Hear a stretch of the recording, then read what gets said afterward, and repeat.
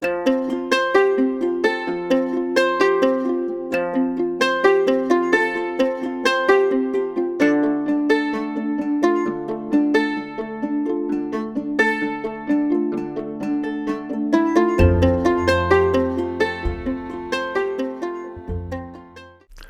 politician Pierre Poilievre has mastered the art of politics, and he seems on the verge of accomplishing his lifelong goal of being the Prime Minister of Canada.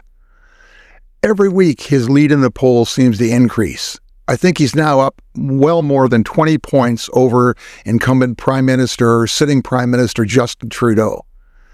And he seems to be doing it by repeating the same 14 words over and over again.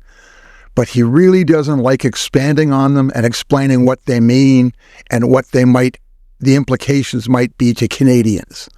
Today, we're going to talk about that. We're going to look at his slogans and what they mean and what's behind them and whether they make any sense at all. Let's have a look. Oliver Wendell Holmes Jr. was a legendary American Supreme Court justice through the early 19th century.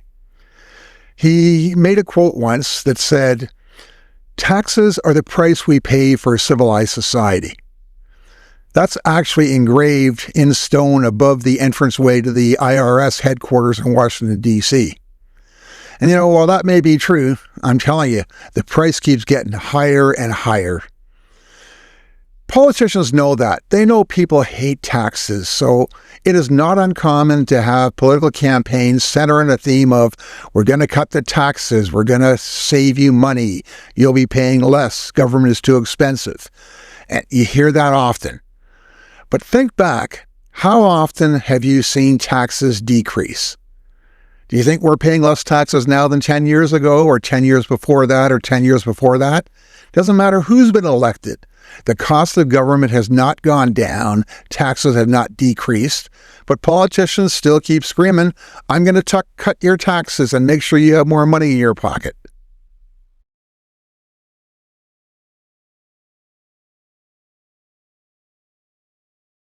Pierre Poilievre has taken one particular tax, a very misunderstood but very hated tax, Canada's carbon pricing legislation, and made it the cornerstone of his campaign. Axe the tax. He's going to end that tax immediately because it makes driving your car more expensive and heating your home more expensive, and it's hurting Canadians. Sounds great. But not everyone understands it, in fact, is probably more of a giveaway than a tax. It's an idea that's been around for a while, promoted by environmentalists. As a matter of fact, believe it or not, one of the first implementations in Canada was in Alberta in 2003. They implemented the idea. Quebec did something in 2007. The idea has been around for a while. And the theory of it is they're going to put a tax on energy which adds to greenhouse gases, gasoline, heating oil, natural gas, things like that. And they will then rebate that money to people. So what happens is, if you are a person who doesn't use any of those things, you're going to end up getting some money from the government, $300, $400, $500, $600 a year, and it goes in your pocket. Now, if you use a lot of that energy, you're going to be just getting back the money you've spent already. So it's not helping you any. I mean, if you're running around in an SUV that uses, $100 of gas a week, well, you're paying an awful lot of carbon tax. And when you get that rebate, it doesn't cover the extra cost you had. But to tell you the truth, that's the point of the tax, is to penalize excessive use of energies and to reward people who minimize it. It's something that we've agreed to through the Paris Accord. It's known throughout the world that it's an environmental issue that's up front and center, and countries are acting on it. One of the problems I have with Poilievre is he's great at pointing out things that are wrong and things that he would like to stop, but he never tells you what he's going to do instead. So what are you going to do, Pierre? Fine, axe the tax. How are you going to address climate change? Tell us. because you just refuse to. You just find it easy and convenient to go rah, rah, rah. It's hurting you, axe the tax. Like all the other issues, you don't give solutions. You just run around screaming about problems.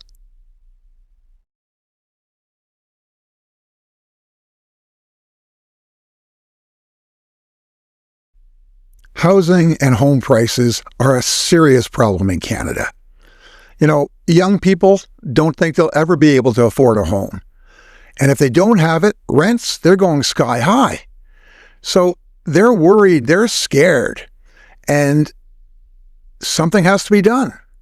The problem I have is politicians who exploit that anxiety and fear and situation for their own good when they really don't have an answer. And once again, Pierre Poilievre says, build the homes. Easier said than done. Now, I've got two issues with his stance on home building. First of all, his view is that he is going to decrease the price of houses because they're too high. Fair enough. But 2/3 of Canadians own homes. It's their largest asset. It's their life savings. It's their retirement plan. So if you decrease the cost, the market value of houses, basically you're taking my pension and cutting it by 10, 20, 30%. My life savings. That's not good. Now, there are ways around this and ways to deal with it, but he doesn't want to talk about that. He wants to just ignore it as if it doesn't exist. Meanwhile, you still have to answer the young people who want to be able to buy a home, and it's just unaffordable. The solution that Pierre comes up with is, let's force cities to build homes, force them to eliminate zoning, eliminate bylaws, eliminate housing standards and safety considerations. I don't think that's the solution. I'm not an expert. I'm not trying to be the prime minister and run the country. So I don't know the solution to our housing crisis. What I do know is that Pierre Poilievre is not giving the right answers, and he's just using it as a slogan to get more votes.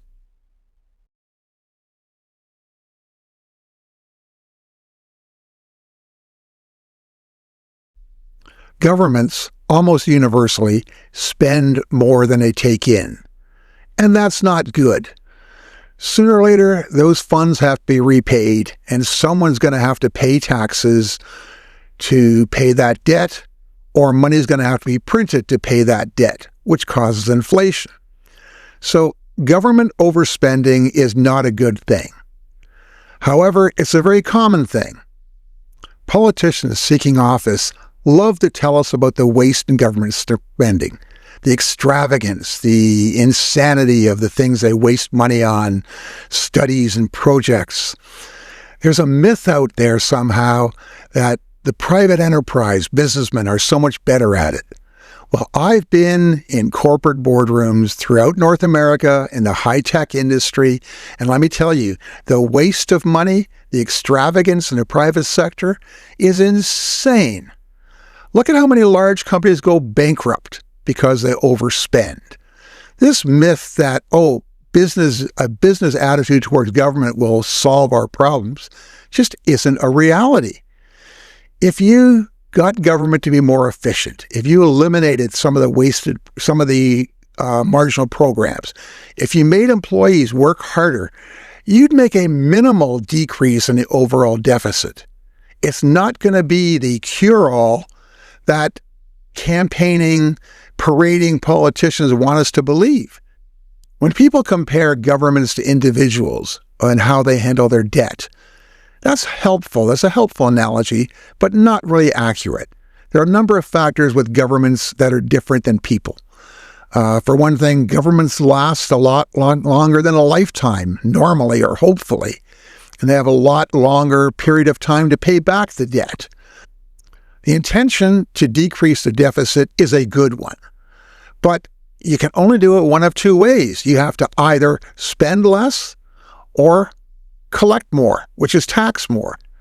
So, Pierre Poilievre is going to fix the budget.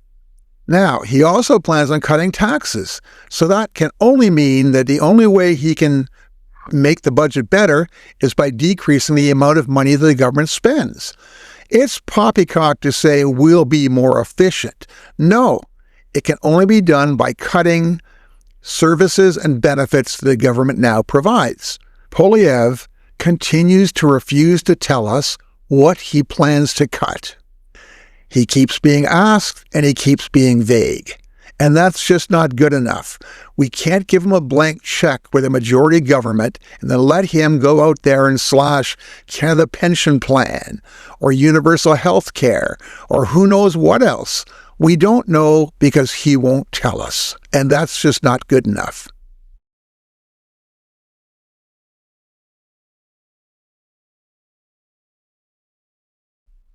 One of the most basic and fundamental roles of government is to provide protection to people and their property. That's what lets our society function. It lets us live our lives in a safe manner. And when people feel threatened, they're worried. And it's really easy for politicians to go around saying that the other guys are soft on crime. I'm going to get tough.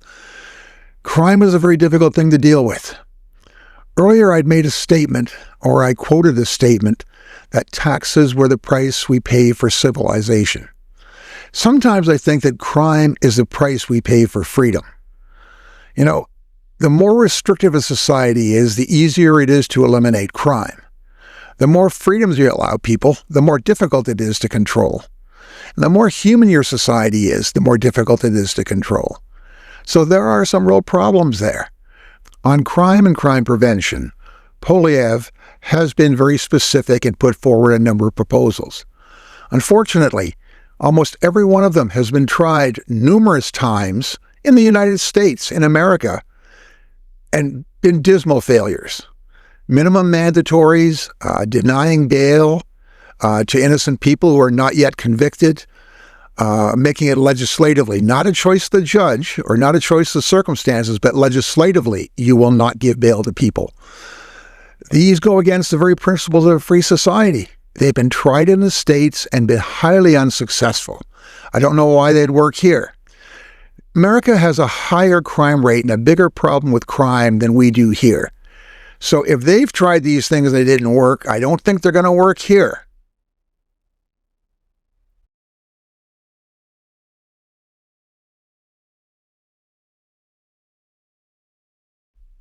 It should be obvious by now that I disagree with Pierre Poilievre and the Conservative Party of Canada on an awful lot of issues and platforms that they are promoting. Now, I voted in my life more than a few times for politicians that I disagree with because I've looked at the circumstances and it was the best choice at the time.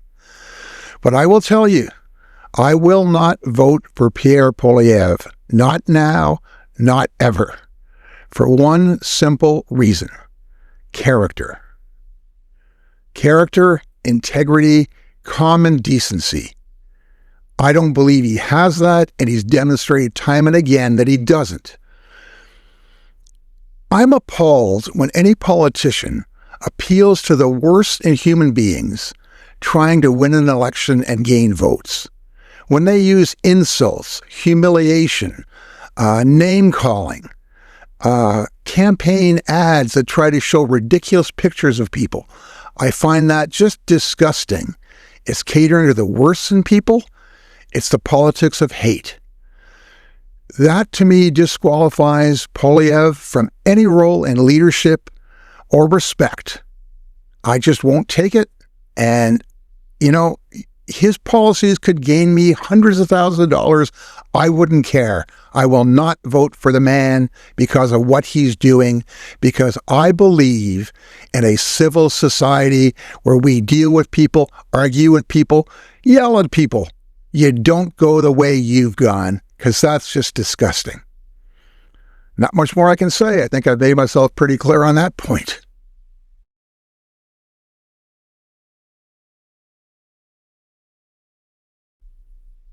Before we talk about conclusions and wrap up this video, I want to talk about my own partisanship or lack thereof, my objectivity, my alignment.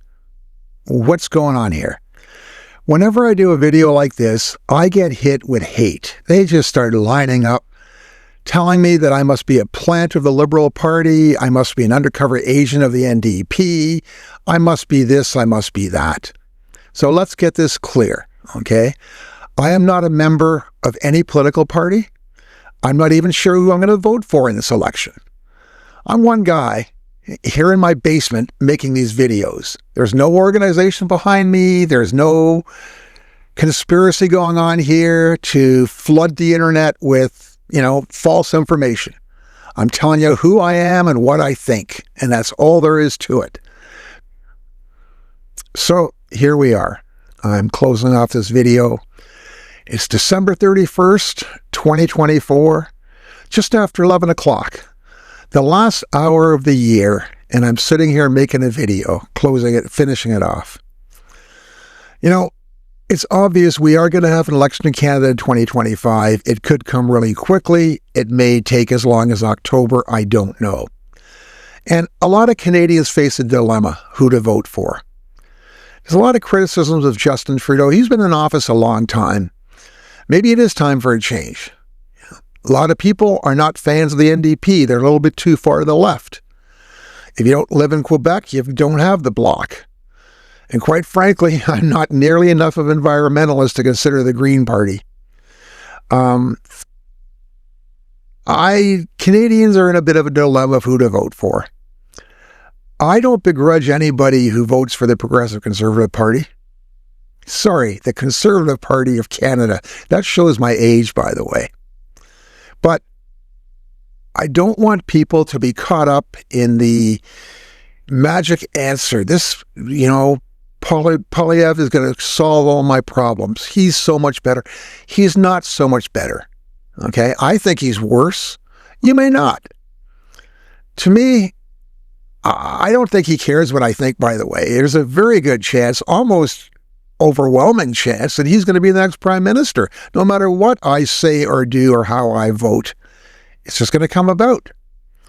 I'm just hoping that he doesn't get a majority. What I think people should do is don't vote for prime minister. Don't think of this as Justin versus Pierre. Think of it in your riding and who the people are who are running on your slate. If you've got a good Conservative, vote for him. If you've got a good Liberal, vote for him. Try to remove the big picture and just vote local. My hope is that the Conservatives who will form the government don't get a majority, because I have real fear about what they will be able to accomplish. And there's a very dark agenda that Pierre Poilievre and his philosophy leads him to.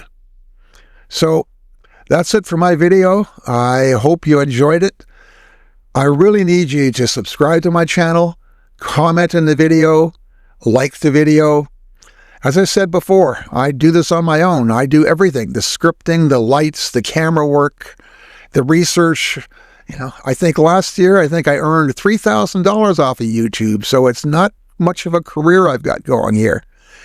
So I appreciate anything you can do to help me. I really appreciate the support and the encouragement. And it's about to be a new year. Let's look forward to 2025 and hope it's better than 2024. Thanks a lot and have a great year.